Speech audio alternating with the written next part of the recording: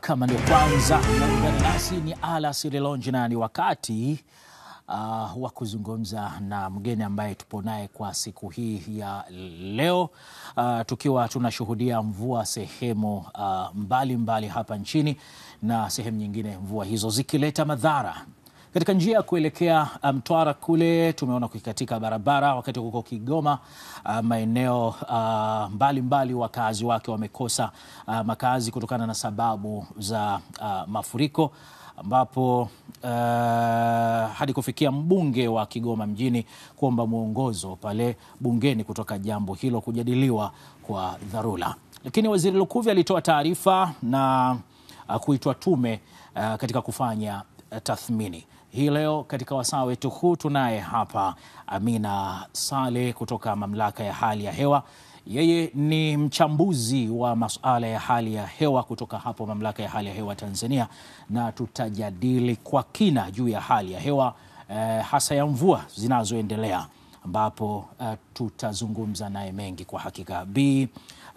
Amina Saleh, karibu sana, na habari za Mamlaka ya Hali ya Hewa? Asante sana. Mamlaka ya Hali ya Hewa tupo salama, tunashukuru. Naam. Nikisema mnatunyima nini itakuwa si sawa sawa, kwa sababu siku zote mnatuhabarisha, mnatupasha kuhusu utabiri wa hali ya hewa. Na hiyo ndo kazi yetu kubwa. Vizuri sana. Hii ni kweli, pale Mamlaka ya Hali ya Hewa kazi kubwa ni hiyo tu? Tuna kazi nyingi, lakini kwa ujumla hii kuwapasha watu kuhusu hali ya hewa, kwamba tunalenga kuwalinda watu pamoja na mali zao kutokana na madhara tokanayo na hali ya hewa, kwa sababu kuna hali ya hewa hatarishi pia. Kwa kuwa tupo nawe leo, pengine tueleze tu mchakato ambao huwa mnapitia mpaka sasa kukusanya taarifa na kutujuza ama kutuchambulia kuhusu tabiri za hali ya hewa. Kwanza tujue katika nchi nzima Tanzania kuna vituo vya hali ya hewa ambapo vyote vinashirikiana, na kwa siku vile vituo kwamba watu wanakuwa na kazi ya kuangalia mifumo ya hali ya hewa ya kila sehemu na pia kuipeleka makao makuu. Sasa pale tu inaendelea michakato mbalimbali ya kisayansi mpaka kuweza kutoa tafsiri kwamba kwa siku fulani tunatarajia nini. Kwa hiyo ni kazi ya siku nzima ambayo kila baada ya muda fulani watu wanatoka nje kufuatilia mifumo ya hali ya hewa. Vema sana. Na hizi mvua ambazo tuko nazo kwa hivi sasa, unaweza kusema ni aina zipi, ni aina gani ya mvua, au ni mvua ambazo zipo kwenye kundi lipi hasa? Hizi mvua ambazo tuko nazo sasa hivi ni mvua za msimu wa masika. Okay. Kama tunavyojua masika huwa inaanza mwezi wa 3 mpaka wa 5.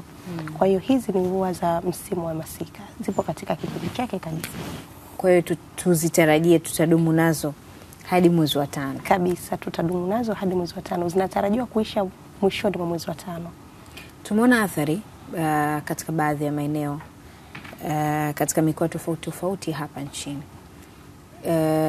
Mvua za masika ni ada yake ama ni kawaida yake kuleta athari hizi? Mvua zinapokuwa kuna vipindi vya mvua pia tunatarajia kuwa na vipindi vya mvua kubwa. Okay. Yani hizo zinaambatana na mvua. Na mvua kama mvua, mbali ya kuwa na mvua pia kuna mara nyingine kunaambatana na upepo mkali, kunaambatana na mara nyingine mawimbi makubwa baharini, lakini pia na radi. Hizi zote zinaweza zikileta madhara. Kwa hiyo tunapokuwa tuna mvua tunatarajia na mvua kubwa pia. Na hasa zinapokuwa katika msimu wake, kwa sababu ni ile mifumo ya hali ya hewa sasa imekaa vizuri kwa ajili ya kuleta mvua. Hivi palipo na hasara siku zote pia kuna faida. Labda tusiangazie tu upande mmoja kwamba tunapata hasara, tunashindwa kutumia barabara zetu vizuri na nini, lakini ni faida zipi ambazo tunazipata kwa uwepo wa hizi mvua za masika kwa hivi sasa? Mvua za masika, kwanza maji.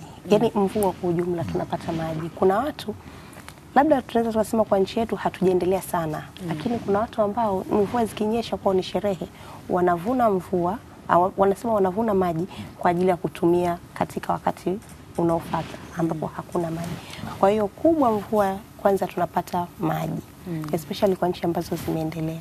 Lakini sisi kwa nchi ambazo hatujaendelea sana, ila pia tukizitumia vizuri zina faida, kwa sababu uzuri ni kwamba mvua inaweza ikanyesha sehemu nyingine hainyeshi. Kwa hiyo kama tutatengeneza miundombinu mizuri, tunaweza pia tukavuna maji kutoa sehemu moja kupeleka sehemu nyingine, tukatumia hata kwenye kilimo. Kwa hiyo tukiweza kutumia vizuri, mvua pia zina faida, sio hasara tu. Okay. Kwa sisi wakulima? Kwa sisi wakulima tukitumia vizuri, kwa sababu kuna uwezo wa kusema kwamba utalima katika njia ambayo utapunguza kasi ya maji. Kwa hiyo utapata maji unayohitaji, mingine unaweza ukahifadhi. Vizuri sana. Swali kama hilo nimeliuliza leo mitaani kule, kila mtu kwa namna ambavyo ameipokea hii hali, pengine kwake yeye anaizungumziaje. Wako ambao kwao mvua hii wanaiona kama vile ni nakama, changamoto. Lakini wako wengine wanasema sisi kwetu ni fursa sana bwana. Magari ya watu yanaharibika, sisi tunatengeneza.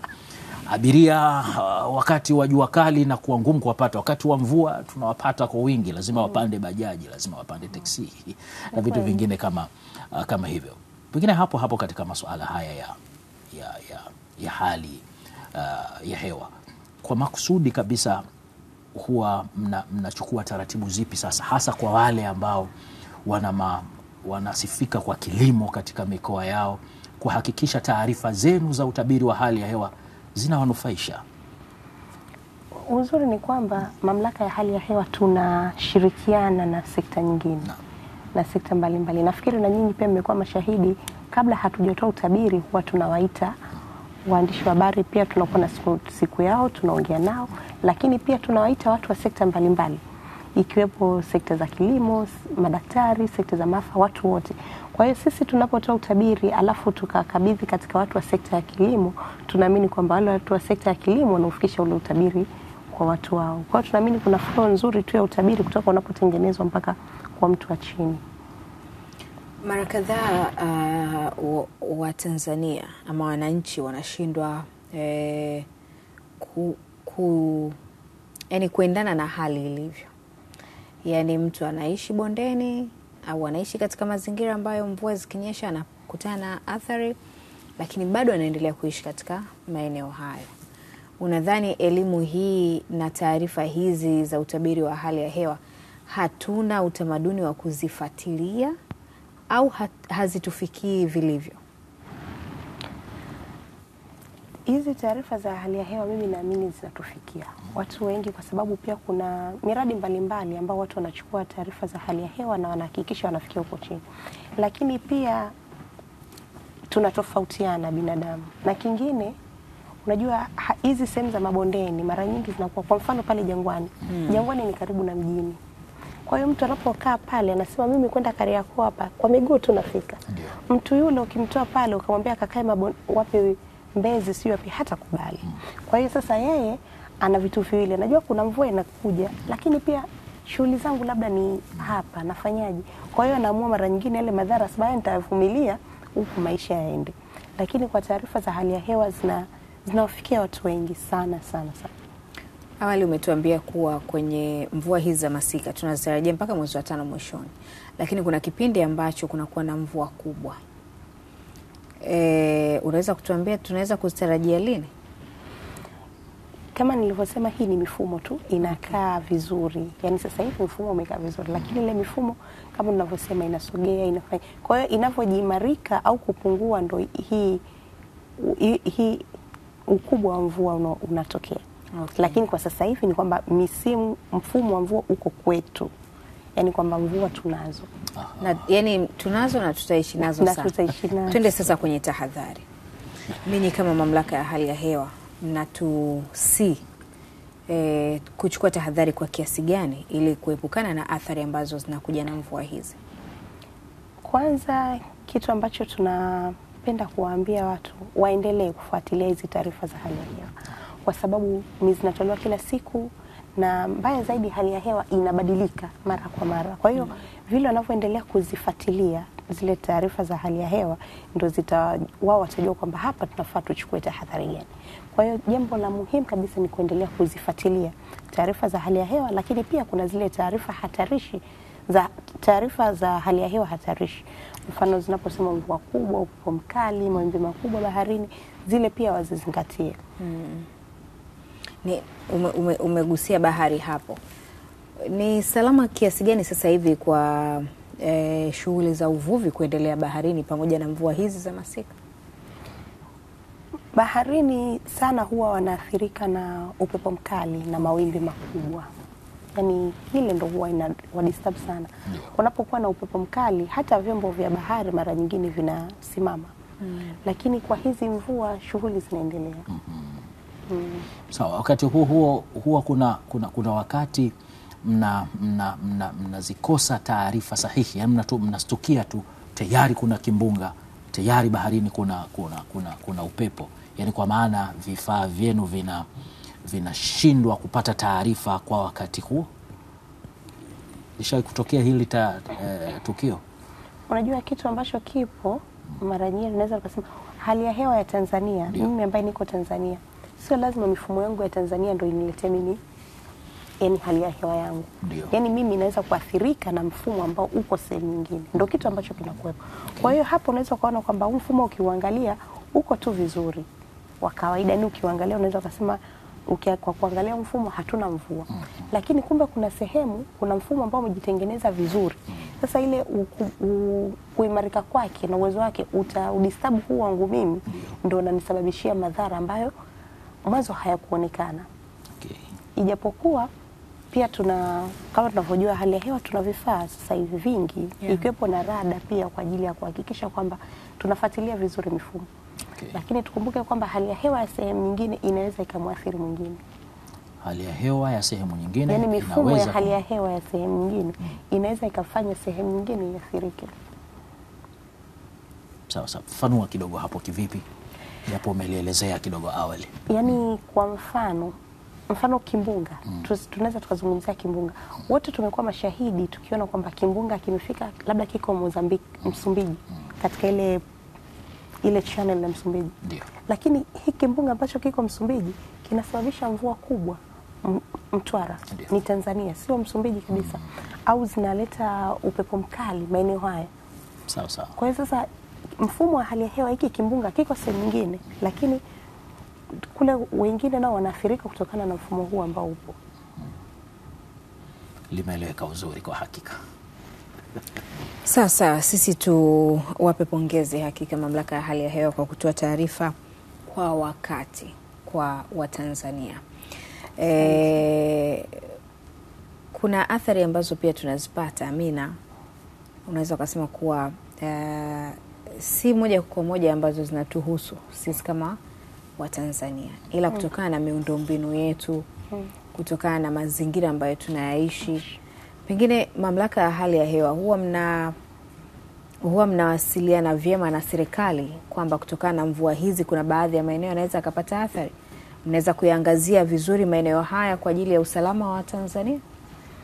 Kama nilivyosema, hali ya hewa tunashirikiana. Na kati ya watu ambao tunashirikiana nao, wengine pia watu wa maafa.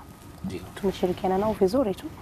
Na hata kunapokuwa kuna chochote ambacho kinaonekana, kuna zile harakati ambazo zinafanyika ambao kwa huku nje hazionekani kwa haraka huwa hazionekani, lakini ni watu wanakesha, wanaangalia mifumo na hizo sekta nyingine nazo zinakuwa macho ili kuhakikisha kwamba wote lengo letu ni kumhakikisha tunamsaidia raia na mali zake. Ndio. Kwa ni tunashirikishana vizuri sana. Mfumo wa taarifa na ushirikiano kwa ujumla, bila shaka unatumia zaidi vyombo vya habari. Unazungumziaje katika hili, kwa maana ya kwamba ushirikiano baina yetu mnaridhika nao? Sisi waandishi wa habari ni yani pale ya kuwa ni wafanyakazi wenzetu, lakini ni rafiki zetu. Kwa sababu sisi tunapoangaza na kusema kwamba kuna kitu gani ambacho kitatokea, lengo letu hasa ni liwafikie raia. Sasa watu ambao tunawategemea kwa kiasi kikubwa ni waandishi wa habari.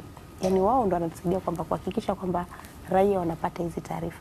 Inakuwa haileti maana kwamba tunakuwa tunafanya kazi alafu tunaona kwamba kuna mvua kubwa itatokea, tunatarajia, alafu tunakaa kimya. Sahihi kabisa. Yani inakuwa haileti maana kabisa.